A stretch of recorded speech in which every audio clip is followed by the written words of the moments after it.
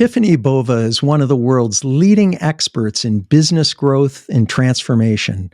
Over the last 30 years, Tiffani has been a trailblazer across multiple industries, specializing in driving top-line growth, sales transformation, and enhancing customer and employee experience.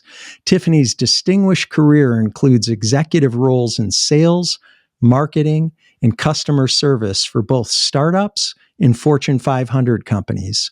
As a pioneer in developing cloud-based solutions and channel strategies, she has helped some of the world's largest technology companies, including Microsoft, Cisco, and Amazon, expand their markets and generate billions of dollars in new revenue streams.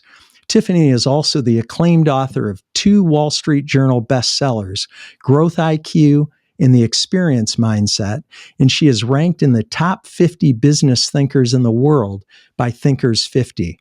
Her expertise is sought by top companies throughout the world, and Tiffani is also a highly respected keynote speaker, having delivered over 1,000 keynote presentations to over 550,000 people on 6 continents.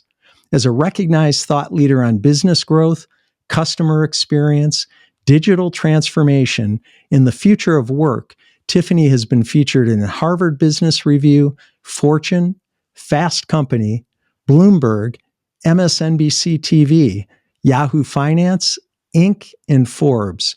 Tiffani is an amazing thought leader who Forbes says reshapes our perception of growth, and I'm thrilled to have her on the show. Welcome, Tiffani, and thanks for joining us on Life Excellence. Well, thank you so much for the very kind introduction. Tiffani, we live in an instant gratification society, and I believe this quick fix mentality extends to business. Public companies, of course, face continuous pressure to increase quarterly profits, and most companies, big or small, public or private, think that bigger is better and that top-line revenue growth, of course, leads to bottom-line profitability. It seems like the conditions that we have today might lead to hasty decision-making, chasing numbers, or executives or business owners looking for a silver bullet growth strategy. Does that approach ever work? Well, it has worked. I think that the challenge is that there is definitely a fork in the road happening around the conversation of growth at all costs. It's all about growth. And then how do we grow in a more thoughtful, predictable, sustainable way, not only for the organization, but for the people who work there, and then the customers they serve and the communities they work in, right? Those are 2 very different things, because if you're just like growth at all costs, it's like, let's just burn out our people. Let's churn out more products, even if they're bad. It doesn't matter if they get returns. We're just growing. Like that's all that it's about. We know that's not a long-term strategy. It's the other side of the coin of cut your costs is also not a great strategy, for growth. So now, more and more I understand. Now, if you're a publicly traded company, it's a very different approach than if you're a privately held small business or medium business and you're able to make decisions without, the public markets judging you and having impact on your stock price. That's also different as well. So if you're listening to this and you're not public, then it's this thoughtful, methodical, let's make sure that we have what we need in place. Now, not being slow, not being not responsive to the market, but just being more mindful of how to achieve sustainable and repeatable growth, whereas everybody can handle it. And you've spent the majority of your career in this very space, helping companies grow in the face of competition and ever-changing market conditions. In your first book, GrowthIQ, which, by the way, I highly recommend to our listeners and viewers, and we'll certainly include information about both books in the show notes, you reveal what you call 10 simple but easily misunderstood paths to growth. Now, 10 isn't a big number, but how are companies supposed to decide which strategy is the right one to improve business and drive company growth? Yeah, it came out of a few things. One, as you mentioned, my career over the 30 years in technology, I was a practitioning leader, meaning I was a sales rep who carried a bag and then kind of moved up in the ranks and eventually took over marketing and customer service.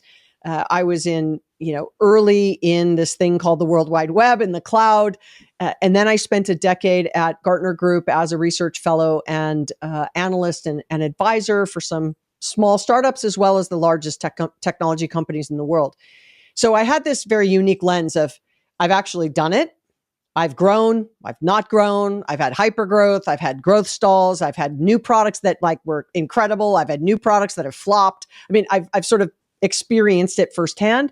Then I was advising companies and I got to see on a global basis that regardless of industry or sector or region or size, very similar things were faced. The difference was how much assets, access to capital, how large the organization was. Again, that public-private lens, but the fundamentals were the same. So I said, if I were to back up and say of the 4,000 or 5,000 conversations I'd had with clients over the decade as an advisor, was there a commonality? And sure enough, there was. But what it also reminded me was when I was early in my advising career, someone would ask me a question. So Brian, let's say you came to me and you went, oh, Tiffani, we are having a really tough quarter. What can you tell us that we can do this quarter to turn around, our top line revenue in this quarter? And I'd be like, oh, bop, bop, bop. This is what you need to do. And it was usually one of these three: hire more salespeople, spend more marketing dollars, cut costs. It's kind of the three levers that businesses would pull. And then kind of year 4 of my 10-year tenure, I was like, I probably was not doing anybody any good by just rattling off that. I knew the answer. And I backed up and I said, hold on. Tell me, what are your customers now? What's working? What's not working? What products you had? And I started to try to uncover what is their current formula. And from that, I called it the context. So what is your starting point? And then I said, okay, it has to be more than those 3 growth paths, if you will. So I said, let me look back in time. What have been the strategies? And I modernized a lot of growth strategies that had been around for 50 or 60 years. And I modernized them using technology. So there was kind of 4, which was the Ansoff matrix: sell more to your existing customer, sell what you have to new customers, sell new things to existing customers, sell new things to new customers. It's kind of the 4. It was a 2x2. Mm-hmm. I said, let's start with that. And then the other 6 kind of showed themselves based on what I'd learned in my own, career and then what I was advising. So now it was these 10. And the second part of that was, how do you combine them? And then the third, and probably one that I was unexpected, it was unexpected for me, was the order in which you make those decisions and execute on those different growth paths actually has meaningful impact on your ability to be successful. So I was surprised by that, right? It was something I had never really brought up before until I dug into those 10 growth paths. So it was context, combination, and sequence, and then wrapped around those 10 various ways in which your business could grow. One of the things that I really appreciated about the book, GrowthIQ, is that you, in the formatting of the book, you so eloquently share the stories of 30 incredibly successful organizations, from Sephora to Red Bull to Lego and Netflix. I could probably name 10 others off the top of my head, not all 30, I don't think. But I think one of the temptations for business leaders when we read those case studies is to try and sort of reverse engineer the success stories and copy strategies in an effort to duplicate success. And again, I think that's part of our instant gratification, the world in which we live. We want to go find something that works, cut and or copy, cut, and paste it someplace else into our own business in order to duplicate that success. What should we look for as we're studying the growth strategies of these companies that can help us to steer our own companies to success, rather than just looking at something specific that one of those 30 companies is doing, and because it sounds like a good idea, try and incorporate that into our business or apply that as a growth strategy? Yeah. So one of the things I call out very early in the book is copying another company's growth strategy is absolutely a recipe for disaster. And the reason I say that is because the context of their business is fundamentally different than yours. It's not possible. They don't have your customers, your products, your culture, your tenure, your history, your partnerships, right? Your communities, like that you are not the same. You may say, we sell a widget, they sell a widget, so we're the same. It's like, okay, fundamentally, maybe, in a piece of the business, you're the same, but your culture's not the same. The way you make decisions may not be the same. So that's a very common mistake, that I'm going to reverse engineer what a Netflix did, or I'm a drink manufacturer, I want to copy what Red Bull did, or, I want to do a streaming service, so I'm going to copy exactly what Netflix did. Well, it's impossible for you to do that because you didn't start out with DVDs. Their growth strategy was born out of that. Amazon's growth strategy was born out of books that then moved into other areas and other areas and other areas. So you have to be careful in just copying the growth strategy. Secondarily, in what you just said, the stories that I did, the whole purpose of them, the 10 growth paths, 2 positive use cases of each growth path, and then 1 cautionary tale of each growth path. So you can actually see a company where it didn't work, right? So I give you an example of, this is where someone did something and it worked. Here is a company where they tried to do it and it didn't work, and here's why. And I actually deconstructed in each of those growth paths, what was their context? What growth paths did they combine? And in what order did they do them? And each story is a moment in time, not the entire history of Red Bull or not the entire history of Netflix, just a point in time, so that you would know, okay, well, this is a point in time for me. What does my business look like right now? What could I take from that? And instead of me going on and on and on with 60,000 words and 260 pages about what I thought, I felt I'm a storyteller. So why not let the stories tell the story I wanted to tell about each of the growth paths? And then I can just add a little bit of framework around it and some color around it and direction around it. But I think, to your point, Brian, it more so than the content of the book, people really appreciated the structure. Like, you could bounce from one growth path to another, and it was exactly the same structure. Positive use case, setup, positive use case, cautionary tale. Here's what to look out for. Here's the combinations of the growth paths. Next path, right? And it just was very methodical. It was methodical, and I thought it flowed very well because of the way that you structured it. So I definitely appreciated that as well. I wish we had time to learn about all 10 growth paths, but I'd like to unpack just one of them in this show. And that's customer experience, which is the first path that you write about in the book. I don't know if it's the most important path, but I think it's the most important path for the customer.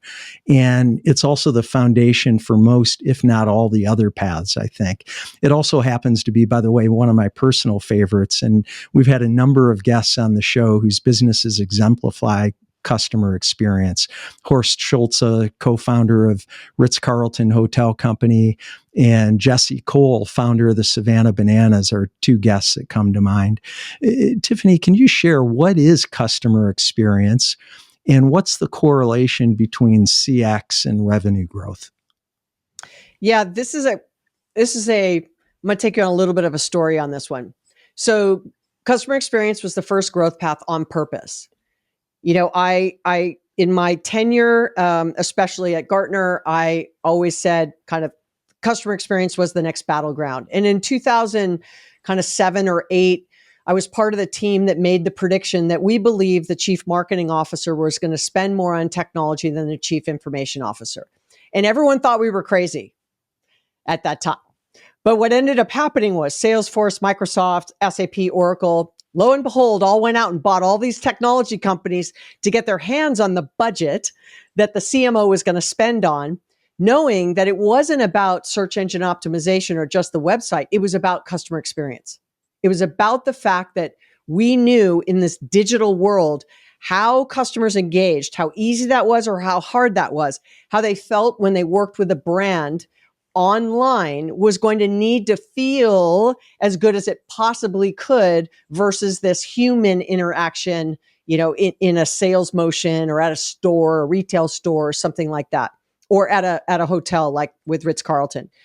And so we started talking about customer experience being where everyone should start to focus. At that time, there was no chief customer officer. There was no chief marketing officer sitting at the C-suite. They tucked under the CEO or the COO, but now all of a sudden it got a seat at the table. And so we were really part of that movement of trying to get people there. So I was a believer, right?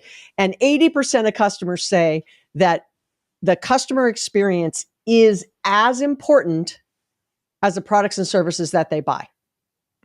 So with that said, it was first because it was kind of like it has to be your true north, live and die on the hill of the customer. They're the ones that pay the bills, all the things that are said about customer experience. Fast forward, right? First book comes out. In GrowthIQ, I mentioned employee maybe 5 times. I think in totality, let's call it 200 words. Maybe I'm giving myself some grace there. I started working at Salesforce and I saw firsthand the power of employee and culture on the ability to, number one, innovate, which that innovation and the speed of that innovation comes from employees being willing and engaged in their experience, which then lent itself to be one of the most customer-centric organizations and the fastest growing enterprise software company. So could I prove that customer experience is not possible without a very strong employee experience? Now, again, the 10 growth paths, the 11th growth path I missed was employee experience. That while, if you take the Ritz-Carlton example, it's one of the major stories in my second book, Experience Mindset. He endorsed my book and it was a story in the book. He was very early in understanding that the connection between a happy employee and a happy customer leads to greater growth rates. So we actually proved causation. We were one of the first, if not the only, to prove that causation between it's not possible to improve CX past a certain level unless your employee experience is also in line. Those two things had to be together. And so it was a complete miss in GrowthIQ. So while I started with customer experience, and I agree, it's a very popular topic, and many people write about it and talk about it, but it's one side of the experience coin. The other side is that we spent billions of dollars around the globe to do two things: reduce the effort for the customer in order to increase their experience. Fair? Fair? Yes. Right? Sure. Okay. But what we did was we lifted and shifted that effort away from the customer to who? To the employee. Yeah. Right? Because if you reduce the effort for the customer, you've taken things they had to do away from them. Where does that go? It still has to get done, but you could automate it or you could have people do it. And really, unfortunately, a lot of times people end up doing it. So now the effort for the employee went up. So guess what happens? Their experience drops. You get burnout, you get quiet quitting, you get, a lack of engagement, which, every study shows that we've never been able to crack 38% or higher of extreme satisfaction with work globally. Right? So people aren't satisfied. If they're not satisfied working, how do you ever expect a customer to feel like that experience you put on your website and, that they are the ones that deliver on the brand promise every day, not the spreadsheet, not the vision and value statement, not the message, not the we are the most customer centric company on the planet. Nope. It is the employees. So, I had to go back and write a second book because it's the 11th path I missed. And I know that's a long answer to a very short question, but I no longer talk about customer experience now in isolation, because then I would do all that work that I did a disservice.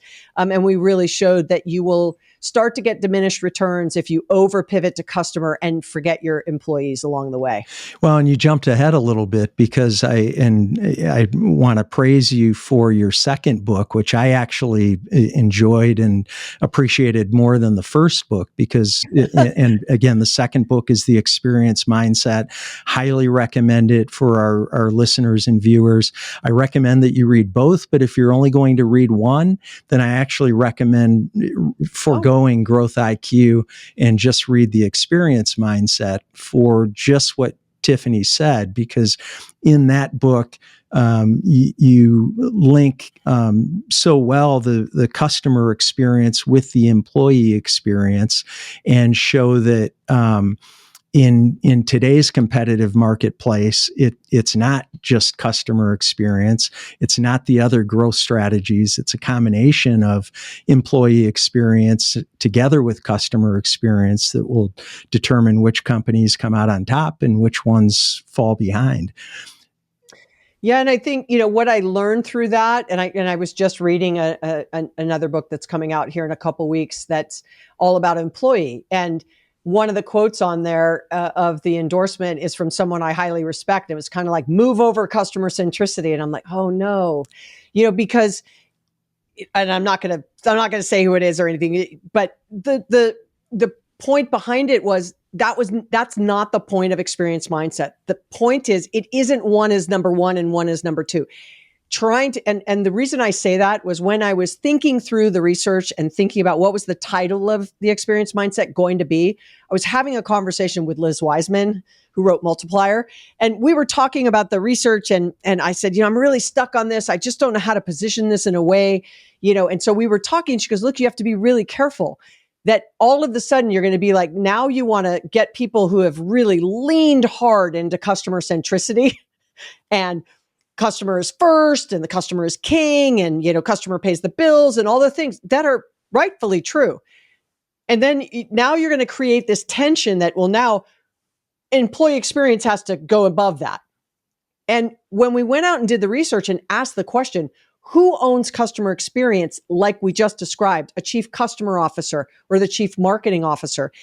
When I went and talked to, 600 or so executives around the world, and I said, who owns employee experience the way I just described it? Meaning the tools they use, the training they use, the systems, the surveys, the employee advisory boards, communication, promotion process, onboarding. HR goes, I recruit, I help with pay and compensation. It was like the administrative side of HR. But the way I describe it, they're like, I don't do that. I go, who does it? Nobody. So if employees have 20 tools to do their job and they, I'm a customer service agent and I got to go to 5 places to close a ticket or find out the data or to return a product or look for the right shipping address and the data's not right in all the systems I look at. I'm looking at Slack. I'm looking at Salesforce. I'm looking at Teams. I'm looking at this. I'm looking at ServiceNow. I'm looking in Oracle. I'm looking in whatever. Nobody is saying, hold on a second. Our employees are logging into 8 things to do their job. HR is not looking at that for sure.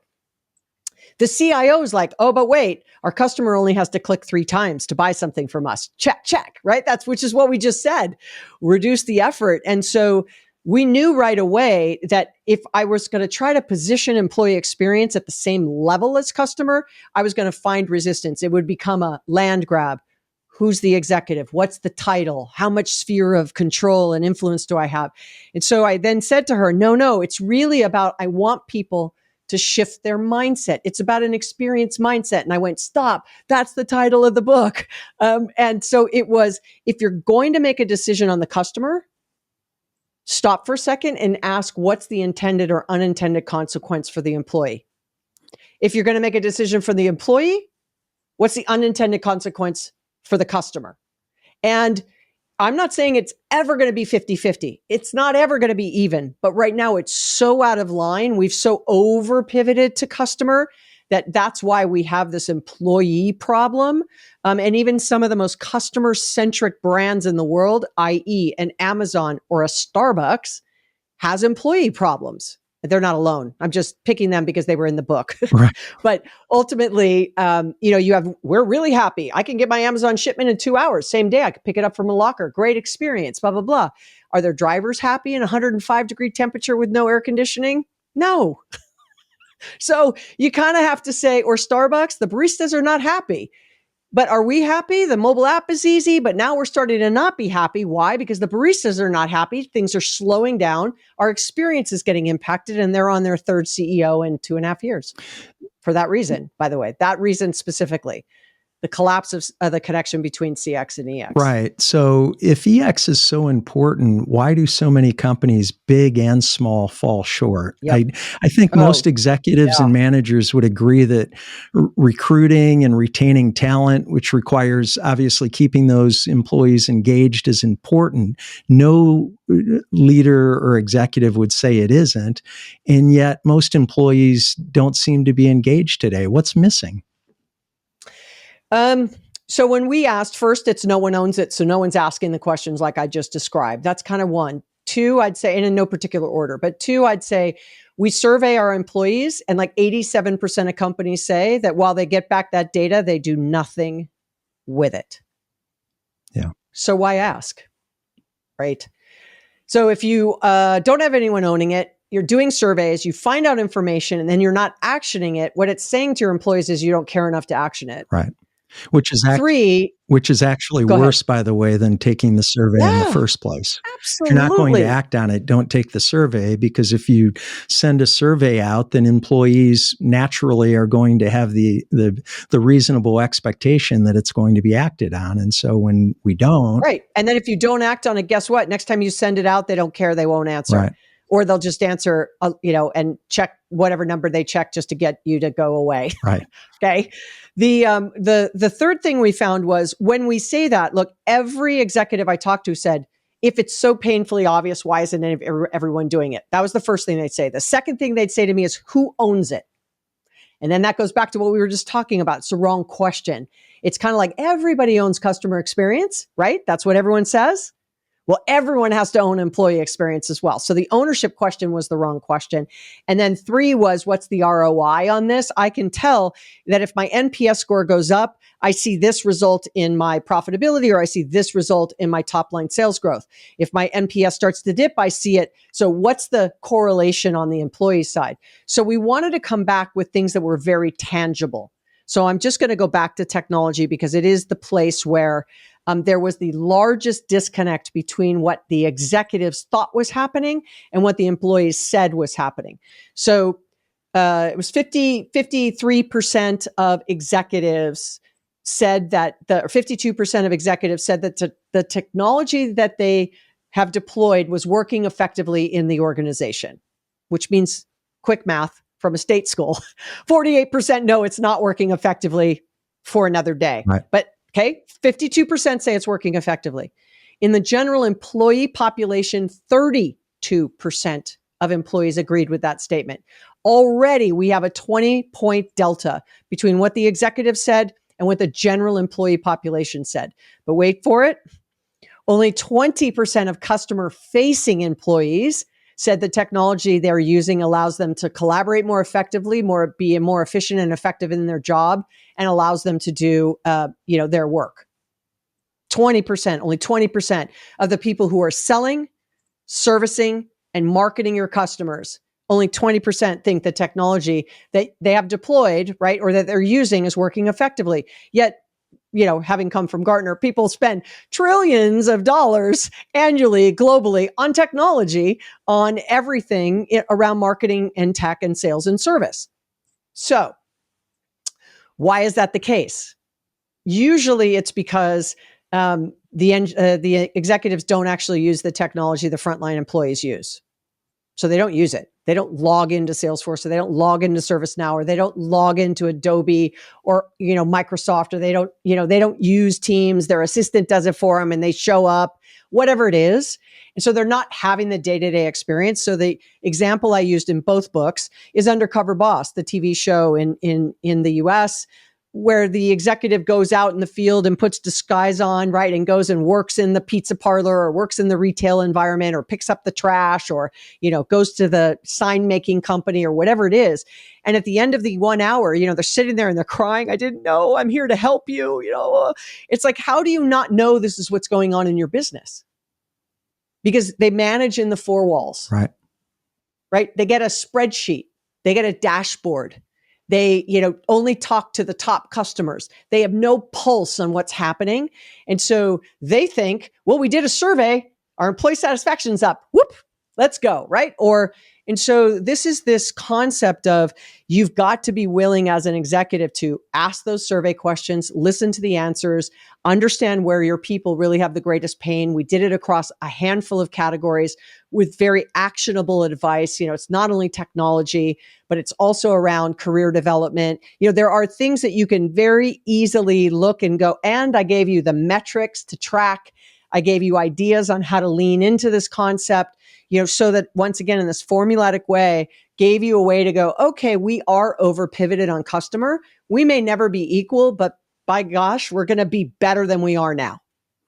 Well, and there's certainly no risk. As you were talking a while back, I was thinking that maybe there's risk of the pendulum swinging too far in favor of EX, but we have so far to go before that happens that I don't even think we should talk about that as a risk at this point. Well, some companies are like, look, we are employee, right? We're all about our employees. And by the way, that's fantastic because the result of that is your customers will benefit. But if you overdo for your employees and be like, okay, if we're going to do this or that, and we're going to do it, if we do this for the employee, it means we can't do this for the customer. And it's the number one thing your customers are asking for. You can't just do it for the employee, right? You got to go. Sure. That's the question. So all I'm saying to you is ask the question. So one example I gave in the book was it was a bank who said, all of our customers are asking for video calls with wealth managers, with their, banking people, right? So if they had a question, but I want to do it video. I don't want to do it over the phone. And so they're like, we're going to launch this. It was during the pandemic. They're like, we're going to launch it. We're going to launch it right away. Where everyone's working from home. So they go, we're going to have to launch it in 30 days, and they launch. But no one went, hold on a second. Does everyone at home have a good camera? Does everyone at home have high-speed internet? Does everyone at home have a place which they can actually have a video call with a client, and it's not their kids are doing schoolwork on the kitchen counter right behind them and everyone's screaming and yelling? You had to kind of step through it. So of course, in 10 days in, all these complaints, they shut it down. And then everyone's like, what happened? What happened? It was the right idea for the customer, completely set the employees up for failure. If you had only done it for employees and like waited all this time and been like, let's make sure everyone has a camera and everyone has high-speed internet and everyone has, all the things that you need. While I agree with that, maybe you start with just a handful of people to do it and you learn, right? And you expand. But it was like, nope, big bangs, flip the switch. We're all doing it. And it failed. So answering for the customer failed on the employee. If they had done it just for the employee, it might have been something the customer actually didn't want. So you need that connection. So when you decide to do something for the customer, stop and ask, have we done everything we need to do to make sure the employee is set up to be successful? If we're doing something for the employee, what is the implication to the customer? And if nothing, great. Move on, right? Keep going. And same for the customer. If it has no implication for the employee, great. Move on. But it's like if you keep adding to each of them and nothing leaves the plate of the employee or leaves the processes aren't fixed or the tools aren't integrated and you just keep adding and adding and adding and adding, employee engagement drops, willingness to absorb all the change drops, their ability to be excited about doing what they do every day drops. And then what happens? You have bad service for your customers. There's definitely a balance between the two. And in your book, Tiffani, you cite a number of statistics that make a very clear case for improving employee experience. A couple of them are 69% of employees say they'd work harder if they were better appreciated. And employees most committed to their organization put in 57% more effort on the job and are 87% less likely to resign than employees who consider themselves disengaged. This isn't rocket science. And I know salary and benefits are important, but what other factors are you seeing in the current environment that contribute to job satisfaction? You mentioned one of them, technology, just having technology that help us to do our jobs. That's one. Are there other things that stand out as being especially important? Yeah, and I will call out the three stats you just gave. Those are very HR oriented, right? And this is where we have to be careful how we thread the needle. They're valid, obviously, they're in the book. They are very helpful for an HR leader to be like, we have to invest in these things. But it's sometimes hard for someone to see the thread between what you just said and how that impacts the customer, right? They're just like, Okay. But we're talking about customer experience. It's like, okay. But if they're not, we'll pick on one, right? Where there's lots of change projects that are happening in organizations. And back in 2018, it was like an average of 2, and now we're like at 10. And for a human to change behavior takes about an average of 66 days before the behavior becomes a habit. Okay. So if you're giving me 10 things to change in a year times 66 days, that's 660 days. Last time I checked, there's not that many days in a year. So it's kind of like a year and a half worth of time for me to change all these behaviors. And it's 66 days, 66 days, 66 days, you know what I mean? Like it's just back to back to back to back. Too much. I'm just going to dig my heels in and go, okay, I'm maxed out at 3. The other 7, I'm not even going to touch. So even though they might have changed and improved my role and made me happier and might have reduced stress and allowed me to collaborate better, I'm not even paying attention because I am maxed out. So some of it is training. Some of it is career development. You know, everyone's talking about AI. I'm nervous about it replacing my role. Well, if I learned how to use it in my role and I saw a way that it could take away some of these tactical, mundane tasks from me, and I found more joy in what I was doing, and I could focus on more creative thinking or on more work that required me to be more engaged with customers versus just clicking 10 things, you know, I'm all in. And so career development is another one. The alignment between the C-suite and the employees, like what I was just talking about, they feel so disconnected, forget just from a pay perspective, but just from they have no idea what I do every day. I never see them. I never hear from them. They never walk the call center floor. They never walk the warehouse. They never go in a truck. Again, think Undercover Boss.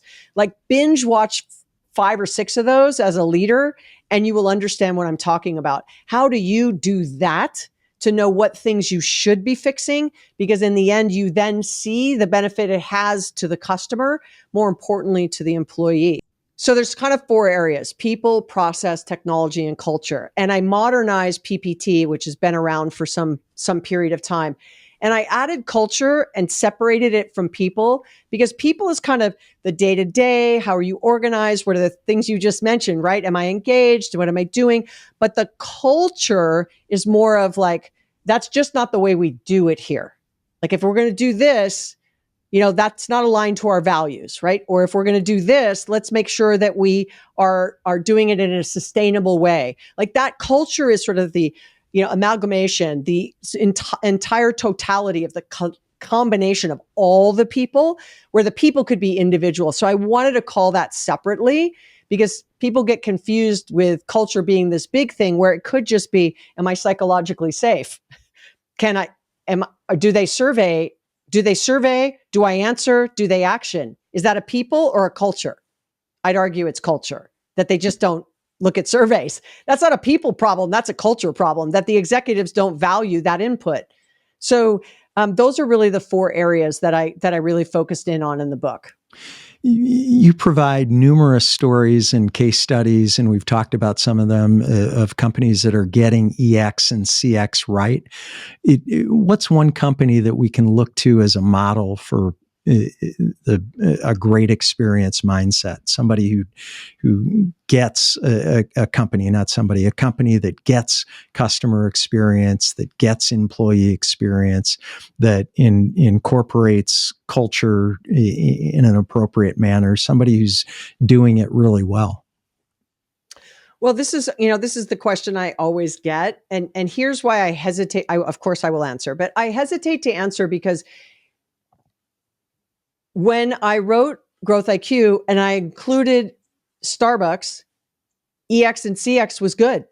By the time I got to experience mindset, CX was starting to wane and EX was really low. So those points in time are always hard to say, oh, consistently, you know, Unilever does this, right? Or consistently Salesforce does that, or consistently Ritz-Carlton does this, right? Or Chewy, or Bonbus, or Walmart, or Microsoft, or, you know, you could just rattle them off. And then smaller organizations as well. It's not only large organizations, but then there might be a point in time, like Southwest was a great example. But then they had that outage and it got really tough for customers. The employees really felt the pain and everyone was like, oh, that's not the Southwest of Herb Kelleher. It's totally different than it used to be. And now they're sort of getting back, to where they were. But I would have bet that would never have happened, right? Because they were so built on this connection between the flywheel of happy employee, happy customer, get that right. You get shareholder value, which was Herb's statement, very early on in the founding of Southwest Airlines. So it's always a point in time, very hard to maintain consistently stellar CX and stellar EX. There are a handful. You could argue that Zappos is a great example. You could argue Chewy is a great example. You could argue Chipotle is a great example. And now the CEO of Chipotle is now the CEO of Starbucks. That was probably the reason why. Right. And so, you will see points in time, but I challenge each of you to think about what was the last amazing customer experience you had. So could it be your dry cleaner or, a local sub shop or, an airline or a hotel, whatever it was. And then ask yourself, what company was it? And then second, why was that the case? And then see if you're able to actually separate that experience from somebody helping that experience be better. Right? You check into a hotel, it's that experience of checking in. The room is clean, someone cleaned it. The bathroom is cleaned in the lobby, someone cleaned it, right? Or they made your food, it was a cook in the back. If the server was great and the food was great, it wasn't just, that wasn't the company. Lots of things had to happen, right? So I always ask that because then you start to see the connection between the two. It's very rare for you to have an amazing, almost impossible to have an amazing customer experience where even if it is completely digital, where an employee touched it, because an employee designed the website. Sure. An employee designed the shopping cart. An employee designed the product you're buying that you keep going back for more of. So employees touch it, even though you may never engage with a human during your buying. Humans did the work on the back end for all intent and purposes. So it's always hard for me to answer that. And so I always toss back that points of time I could rattle off a lot. Like what was the last best customer experience you had, Brian? Oh, it's a good question. Probably,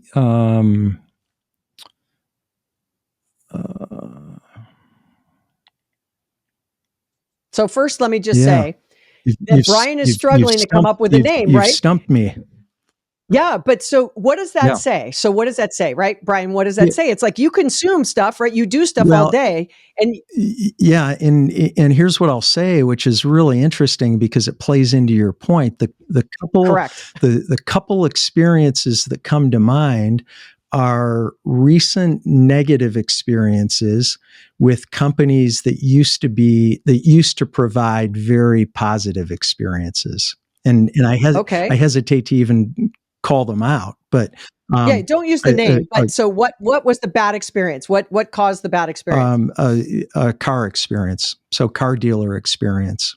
So being used to stellar customer service, stellar CX, phenomenal product, very high level product, and stellar service, and then no longer getting that service. In this particular case, it's change of ownership.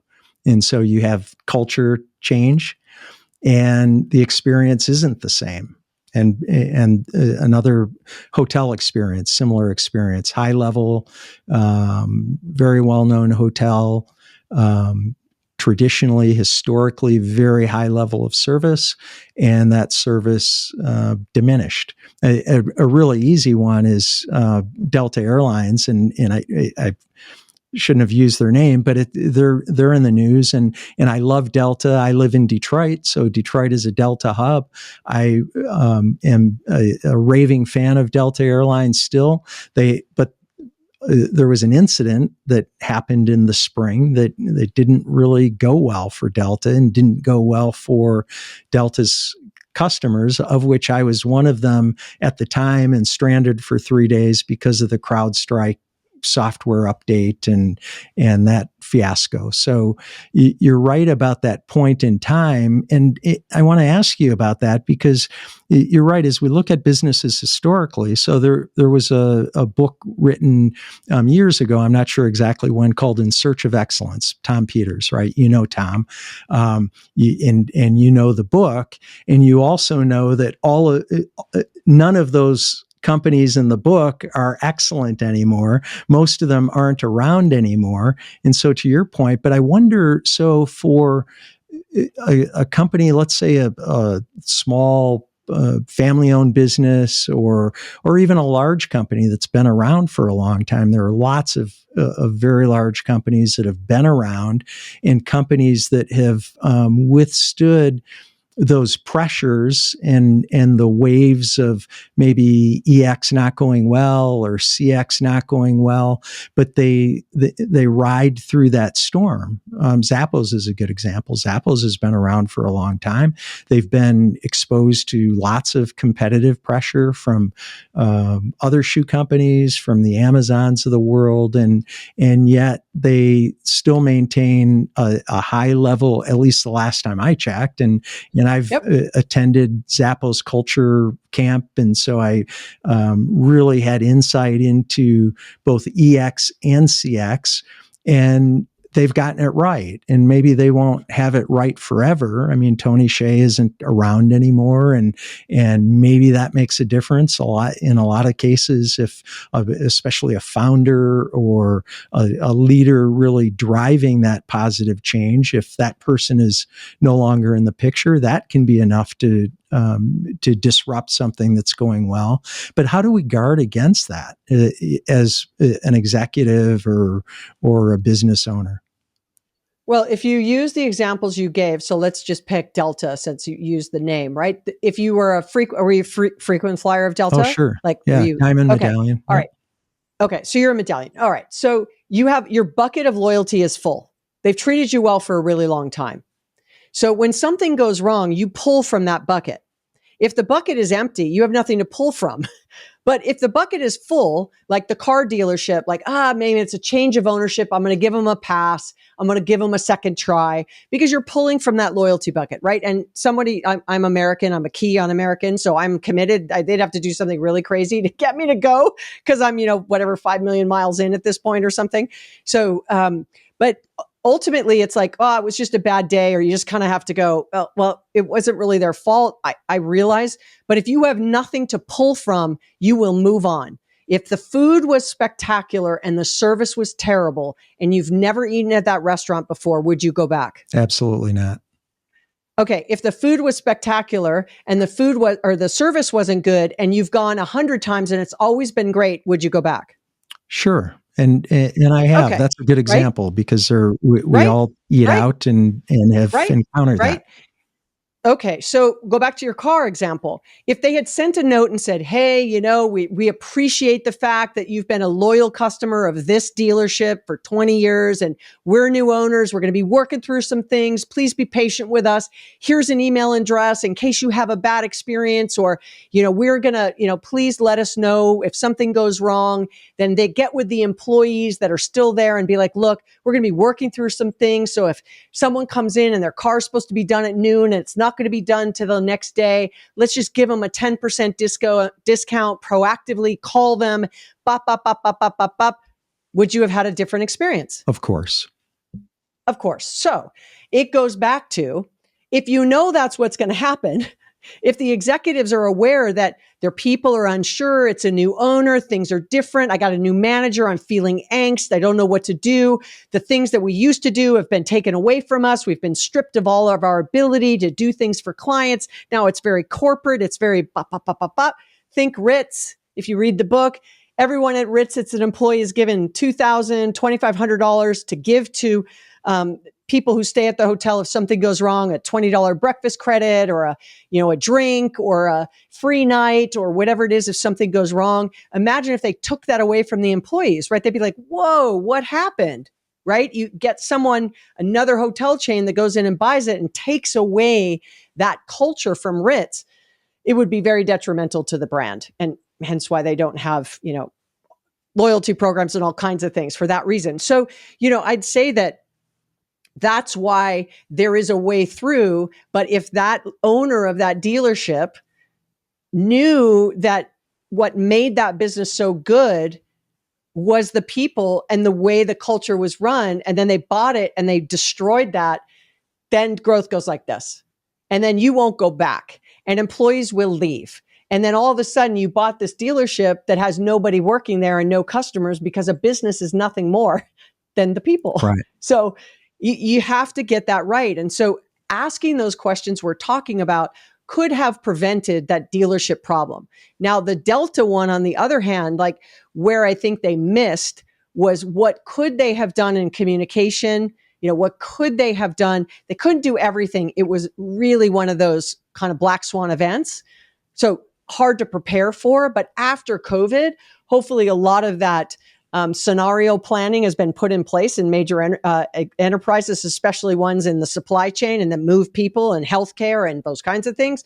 So I think that was a miss, and their communication, what I heard, because I'm not a Delta client, customer, was not as great as it could have been. So even if you didn't like what they told you, they could have at least told you something.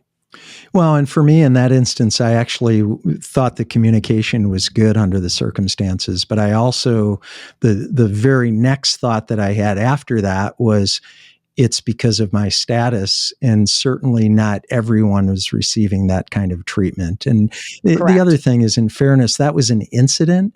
And so that's different than a shift in business or a shift in culture that causes a very strong company, a good company, company strong in CX and EX to morph away from that into less than the company that they were before. So it sounds like it really comes back to culture ultimately, and I think the culture is about intentionality. So you mentioned the communication that could have taken place from a car dealer, or communication that could take place at a restaurant if you have a bad experience. And certainly there are enough books written about these topics, CX and EX either way, but customer experience especially, where we know that there are restaurants that have their antenna up, they have an awareness, and when something undesirable happens with a customer, they have a way of reacting to that. Now, ultimately, the customer can either accept that resolution or not accept that resolution, but that's far better than not even being aware of it, or maybe even worse, being aware of a negative experience and not doing anything about it, which is a recipe for that customer not returning, obviously. Yeah. And I think, within what you just said is, let's go back to the dealership for a second. So whoever bought that dealership, did they just look at the financials? Oh, okay. Service business is 80% profit. Like we have our net promoter score is X. Our revenue is Y. We've been growing, X percent over the last 5 years. The CAGR's been whatever it's been, et cetera, et cetera. And they looked at it on the spreadsheet. And so that doesn't give them the insight into the things we were just talking about. Oh, the car's going to be late. And so the service manager is able to give a discount or do a free car wash or a free detail when that happens. And that, so that the customer, it's like, hey, your car's going to be late, but this is what I'm going to do. I'm going to detail your car. I'm going to give you a $50 gift certificate for your next oil change or whatever it is. Right.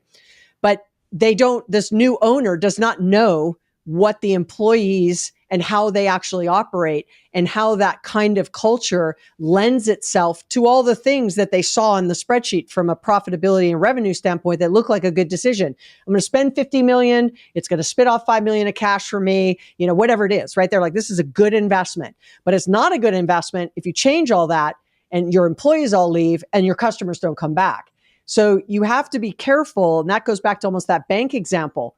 right? You make decisions on one side. It's strictly about growth and growth at all costs. It's a profitability driver. If it doesn't fit the profitability, get rid of it. None of this stuff that's like free, and don't let employees, make their own decisions. Like, we're going to be very structured, and all of a sudden the culture changes. And then when the culture changes, it just trickles downhill, and eventually it will show itself in a bad experience for the customer. It's not easy, is it? No, and that's why when you ask that question, even when you ask that question of who does it well, I think that that's why I called it the experience mindset. The mindset has to shift, that it has to be a balance. You have to look at it across all four: people, process, technology, and culture. And if you only do two of them, it doesn't work. If you only do three of them, it doesn't work. If you only do one of them, it definitely doesn't work, right? Like, you have great technology, but your people are miserable and the culture's toxic. Maybe without naming brands, it could be a car company that also owns a social media company. So you could do something like that where then people make a decision. That's okay. I want to work at a toxic environment because I'm totally into the innovation. That's your own personal decision. But for the the average employee is not going to sign up for that. So, I think that's why it's called mindset, that if I can get people after listening to this or reading the book to go, I never thought about it. And Tom Peters in Search of Excellence uses the acronym Management by Wandering Around, or MBWA. Right. And that is really Undercover Boss in its full flex.